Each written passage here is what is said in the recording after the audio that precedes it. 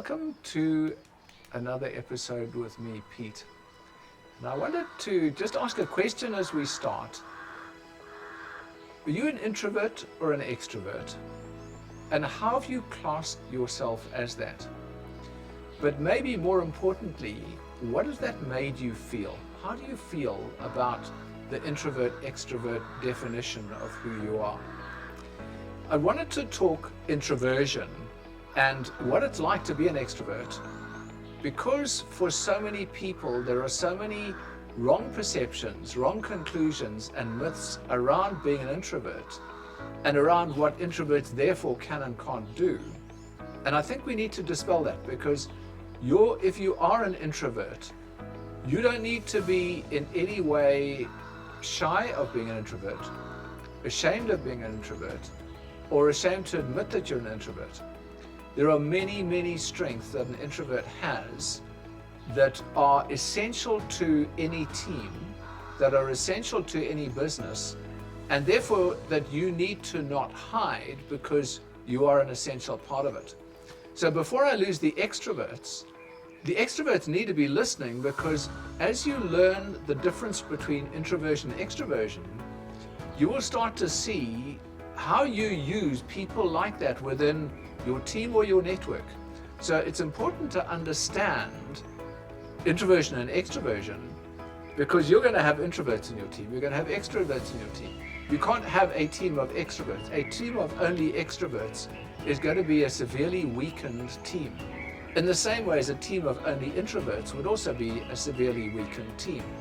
You have complementary skills and complementary personality traits that come with the difference between an introvert and an extrovert.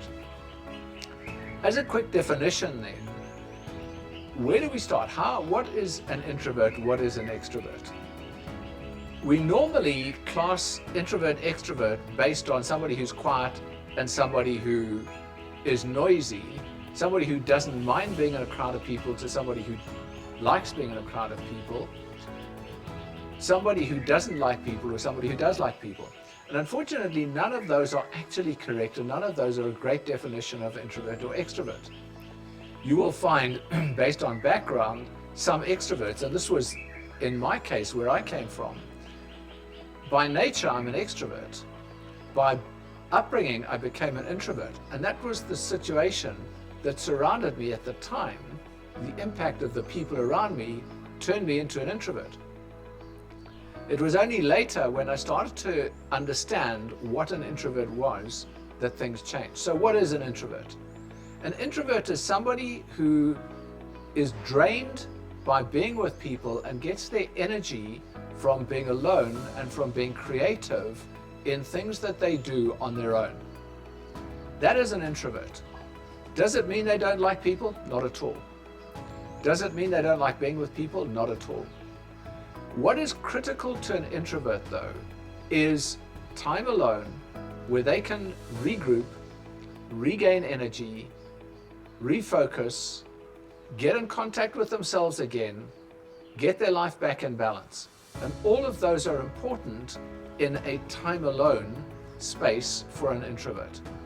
So if you were to put an introvert into an environment where they were constantly talking with people, interacting with people, they would very quickly lose their performance, because their energy would be drained.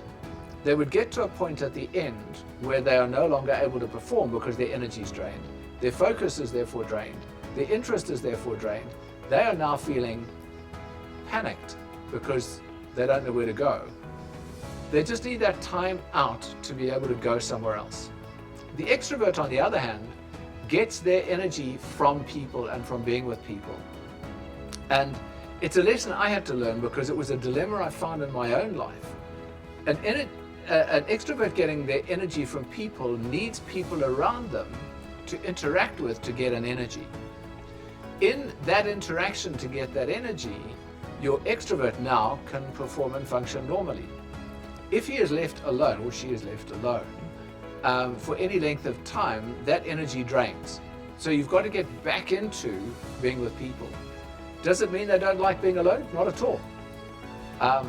I love my alone times. That's often, I think it was actually Newton who said that, was it? Yeah, I think it was Newton who said, silence is the greatest learning time he ever had. So his greatest ideas came to him in the times of silence. And I've learned the same thing, but it's been something I've learned, and it's a value I have. Does it mean I don't like being alone? Not at all. But I prefer being with people. I need people around me because the interaction with people is what gives me the energy.